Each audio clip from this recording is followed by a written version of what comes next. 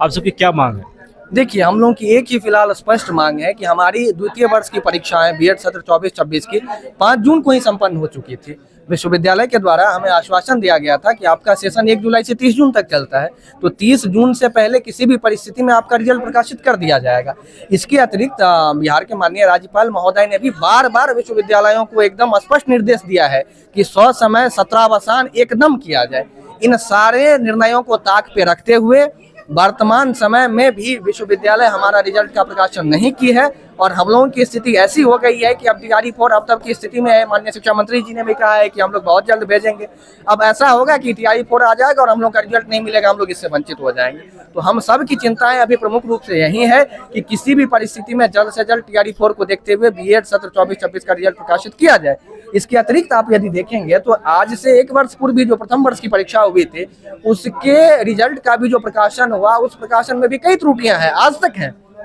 इनका जो मार्कशीट जारी किया गया था, फर्स्ट ईयर का जो रिजल्ट आया था उस समय पे आ गया था, और वो समय तो नहीं आया था लेकिन थोड़ा देर सवेर आया था। लेकिन उसमें त्रुटि क्या हुई कि सारे बच्चों का रजिस्ट्रेशन नंबर गलत है, सबसे पहली बात। इसके अतिरिक्त इनका जो स्कोर कार्ड जारी किया गया, आप देखिएगा तो इसमें कहीं पे इनको इधर दिखाई नहीं दे,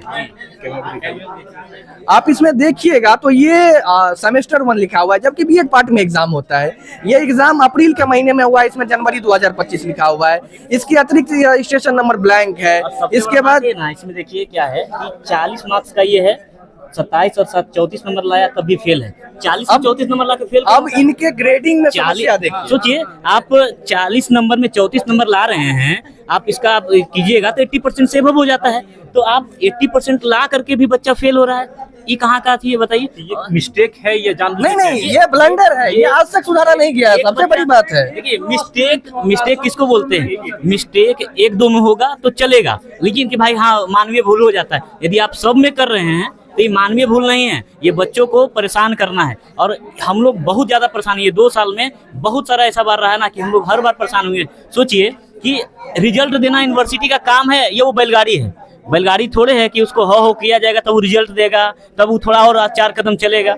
ये यूनिवर्सिटी है ना, यूनिवर्सिटी में आप बड़े बड़े अधिकारी हैं, आप राज्यपाल साहब हैं, हर बहुत सारे लोग हैं यहाँ पे काम अच्छे बेहतर लोग काम कर रहे हैं। आप खाली एसी में क्या, नंबर 1 यूनिवर्सिटी है, बिहार का नंबर 1 यूनिवर्सिटी। आप सोचिए ना कि जब हम लोग एडमिशन ले रहे थे तो हम लोग को लग रहा था कि हम लोग बहुत सौभाग्यशाली हैं जो पटना यूनिवर्सिटी में हम लोग का एडमिशन हुआ है और हम लोग क्वालिफाई करके हम लोग एंट्रेंस पास करके आए हैं। सोचिए पूरे बिहार में यहाँ 100 सीट है, महिला के लिए भी 100 सीट है और पुरुषों के लिए भी 100 सीट है। उस 100 सीट में हम लोग जब आए पूरे बिहार में, और हालांकि बिहार के लिए बच्चों के लिए थोड़े, ये पूरा देश के लिए हो जाता है फाइट।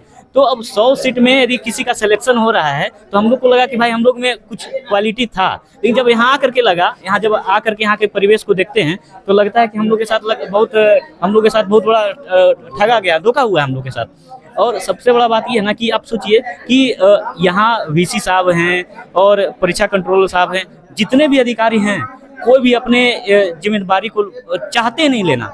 हालांकि एग्जाम कंट्रोलर सर जो हैं वो समय पर एग्जाम ले लिए, हम उनका कहेंगे कि चलिए कम से कम कुछ तो उन्होंने अपने तरीके से सही किया। लेकिन वीसी सर का हर बार, पिछले कुछ दिन पहले भी वीसी साहब जो थे उनका वो वीसी साहब का क्या हुआ, वो किसी विवाद में बाहर हुए थे, लेकिन फिर से उनको निर्दोष साबित करके फिर से ला दिया गया। भाई भ्रष्टाचार का क्या मतलब, यहाँ नीपापोती चल रहा है क्या? एक बार यदि किसी पर आरोप लगा है तो आप बिना जांच के फिर से उनको ले आइएगा, फिर से उनको पुनः बना दिया गया है, ये क्या मतलब है? एक यहाँ गलती किसकी है? यहाँ गलती पूरा और पूरा हम बोलेंगे यहाँ यूनिवर्सिटी प्रशासन का है, और यूनिवर्सिटी प्रशासन के लिए जिम्मेवार वीसी सर हैं, और इसके ऊपर जो है गवर्नर सर हैं। गवर्नर सर को भी हर बार यहाँ पर कम से कम एक जांच टीम को भेजना चाहिए कि सही समय पर चल रहा है या नहीं चल रहा है। हालांकि वो हर जगह जब वो जाते हैं, किसी फंक्शन पे जाते हैं, तो वो बात करते हैं कि कॉलेज का जो शेड्यूल है वो अपने समय पर होना चाहिए, परीक्षा समय पर हो जाए, रिजल्ट सही समय पर आए। लेकिन ये कैसा रिजल्ट है कि आप एक तो रिजल्ट गलत दीजिए। पहले फर्स्ट ईयर का रिजल्ट जो हम लोग का आया वो रिजल्ट पूरे तरीके से, ईयर का रिजल्ट में एक आध बच्चे का गड़बड़ है या पूरे बच्चे का ही गड़बड़ है? सर हम क्या बोले, 99% बच्चों का गलत है, शायद ही किसी का गलत सही होगा। ये अगर पूरे एक साथ ही सारे बच्चे का अगर गलत है तो इसमें गलती किसकी है? टाइपिंग मिस्टेक है या जानबूझ के किया गया है? तो ये प्रशासन का ही गलती। ये जो टाइपिंग वाले हैं ना, एक्चुअली क्या है, हम आपको बताते हैं एक बात। हुआ क्या है कि यूनिवर्सिटी का फंड जो है, कुछ दिन पहले पेपर में भी आया था कि यूनिवर्सिटी आर्थिक समस्या से जूझ रही है। तो मैं भी, क्योंकि अब जो भी आपको प्राइवेट जो संस्था है जो भी रहेगी तो वो तब काम करेगी जब आप पैसा पेमेंट कीजिएगा, ठीक है। सरकारी वालों को तो पेमेंट आ जा रहा है अपने अकाउंट पर, लेकिन इन लोग क्या कर रहे हैं, इन लोग को पैसा नहीं दे रहे। तो ये एक मुद्दा हो सकता है कि ये कंपनी, और हाल में ही पुरानी कंपनी को छोड़ करके नई कंपनी आई है, तो नई कंपनी इस जिम्मेवारी को लेना नहीं चाह रही है, ये भी कारण है। और इनका कहना है कि ये एजेंसी का जो नियुक्ति है ये गवर्नर से हुआ है, हम इसमें कुछ नहीं कर सकते। मतलब वीसी साहब असहाय हैं इस मामले में। सोचिए, वीसी कुछ नहीं कर सकते, कुछ नहीं करते, वो सीधा कहते जाओ जहाँ जाना जाओ।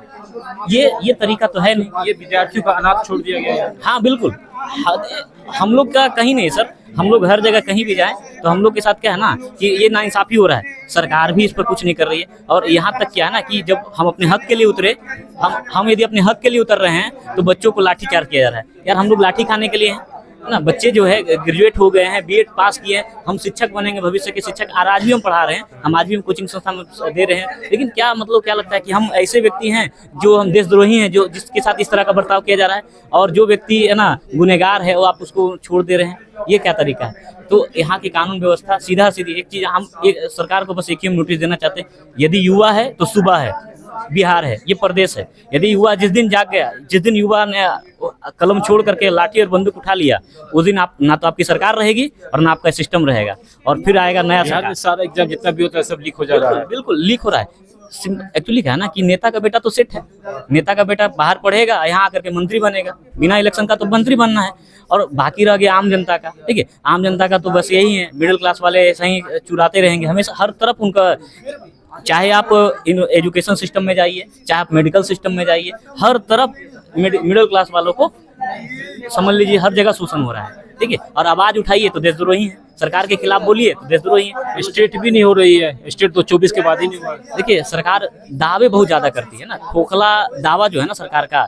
सबसे बड़ा बात क्या है ना कि आप सोचिएगा ना, ये पूरे विश्व का एक ऐसा प्रदेश है जहां हमेशा, जहां आपको देखने को मिलेगा कि नेता का जो बेटा है बिना चुनाव जीते, बिना जनता का चुनाव लड़े हुए मंत्री बन जा रहा है। भाई कम से कम उसको सदस्यता, मंत्री बन जा रहा है। आप सोचिए हमारा संविधान का लचीलापन का इन लोग किस तरह से फायदा उठा रहे हैं। दूसरा, हमारे देखिए बोलना तो नहीं चाहिए, हमें ये राजनीतिक मुद्दा पर नहीं जाना चाहिए, लेकिन हम कहेंगे, हम अपने मुख्यमंत्री से बोलेंगे सर कि यदि आपसे आपके पिताजी का नाम पूछा जाए तो आप अपने दादाजी का नाम नहीं ना बताइएगा। आपसे पूछा जा रहा है सर आप 10th कब पास किए, तो आप बता रहे हैं हम अमेरिका से हम एगो डिग्री लाए PFC, भाई जिसका कोई नामो नहीं सुना है, यानी इसका फुल फॉर्म लगाएं तो प्योर फेक सर्टिफिकेट। आप इस तरह से कहना चाह रहे हैं कि हमारे पास एगो सर्टिफिकेट है फेक वाला, तो आप किस तरह से आप चाहते हैं सुबह। अरे आप जब सरकार में आए हैं तो एक्शन लीजिए ना, आपके पास पूरा पावर है, पूरा सिस्टम है आपके पास, आप किससे डर रहे हैं। इसलिए डर रहे हैं ना कि आपको सरकार हटा देगी। और आप एक बार जनता का साथ आइए, आप एक बार युवा के साथ आइए, आपको फिर से पूर्ण बहुमत के साथ फिर से जनता आपको लाएगी। डर रहे हैं किस बात का। यदि नहीं आपसे संभल रहा है तो आप एक बार युवा को मौका दे के दीजिए। हम आपको बोल रहे हैं बस एक सप्ताह का मौका दे के देखिए, और बिहार देखिए कैसा बनता है। हम आपसे चैलेंज करते हैं, हम मुख्यमंत्री को यहाँ खुले चुनौती देते हैं। मुख्यमंत्री के पास यदि जाए तो हम बोलते हैं मुख्यमंत्री को एक सप्ताह का मौका दीजिए और देखिए हम कैसे प्रशासन को सही करते हैं। एक सप्ताह का मौका। Thank you sir. क्या मांगे आप सबकी? मांग यही है कि कम से कम फर्स्ट ईयर का जो रिजल्ट है हम लोगों का, जो कि 1 साल होने वाला है, 1 से 1.5 साल होने वाला है। मई 2025 में एग्जाम हुआ था फर्स्ट ईयर का बीएड का, जिसका रिजल्ट अभी तक मेरे पास नहीं है, ना ही वेब कॉपी ना ही हार्ड। सेकंड ईयर भी फाइनल हो गया हम लोग का, एग्जाम हुए 1 महीना हो गया सेकंड ईयर का। उसकी तो बात ही छोड़िए, सेकंड ईयर का उसके लिए अगर उनको 10 दिन का टाइम और भी चाहिए तो वो भी देने के लिए हम तैयार हैं। लेकिन फर्स्ट ईयर का एटलीस्ट वेब कॉपी या फिर हार्ड कॉपी हम लोग को मिलना चाहिए। अभी तक नहीं मिला है। जो कि इसमें गलती किसकी है? इसमें गलती यूनिवर्सिटी की है और कॉलेज की भी है, साथ में गलती है दोनों की, ठीक है। क्योंकि कॉलेज जो एडमिनिस्ट्रेशन है वो कभी रिस्पॉन्सिबिलिटी लेती ही नहीं है। वो कोई भी यूनिवर्सिटी से रिलेटेड जो भी काम होता है उसके लिए वो रिस्पॉन्सिबल नहीं होते हैं कॉलेज वाले। और यहाँ पे यूनिवर्सिटी जो है वो एक दूसरे स्टाफ को बोलते रहते हैं कि आप उस स्टाफ के पास जाइए, आप उनके पास जाइए, वही आपका काम करें। एक दूसरे को नीपापोती में लगे रहते हैं। बिल्कुल बिल्कुल। ये सबसे ज्यादा लीपापोती जो एग्जाम कंट्रोलर है हमारे यहाँ पे पटना यूनिवर्सिटी के, वो सबसे ज्यादा लीपापोती करते हैं इस चीज में। और वो एक्चुअली मैं ये भी कहना चाहूंगा कि हाल फिलहाल में 10 दिन पहले हम लोग जब आए थे इसी पर्पस के लिए आए थे और एप्लीकेशन दिए, तो एग्जाम कंट्रोलर ये भी करते हैं, प्रोवोक करने का भी काम करते हैं कि वो चाहते हैं कि हिंसक गतिविधि जो है यूनिवर्सिटी में वो हो। क्योंकि उनका कहना है कि अगर आपका रिजल्ट, अगर आपका रिजल्ट नहीं आ रहा है तो इसमें जो एजेंसी को दे रखा है हमने उसका रिस्पॉन्सिबिलिटी है, उसके वजह से नहीं आ रहा रिजल्ट। VC से मिले आप? VC से मिलने नहीं दिया जाता हम लोग को। क्यों? क्योंकि VC अभी तक नहीं आए हुए हैं कॉलेज में, ठीक है, यूनिवर्सिटी में अभी तक VC नहीं आए हुए हैं। उनका टाइमिंग लिखा होता है गेट पे कि 4 to 5 PM वो आएंगे। जब तक सारे शैक्षणिक गतिविधि जो होता है वो खत्म हो जाता है 4 to 5 में, और उनसे मिलने भी नहीं दिया जाता हम लोग को। अंदर से ही VC के चैम्बर्स के अंदर में जो मेन गेट है उसमें लॉक किया रहता है अंदर से ही, और जाने की अनुमति नहीं तो है। आगे क्या कीजिएगा अगर VC आगे हम लोग, अगर आज हम लोग 4 बजे तक का वेट करेंगे।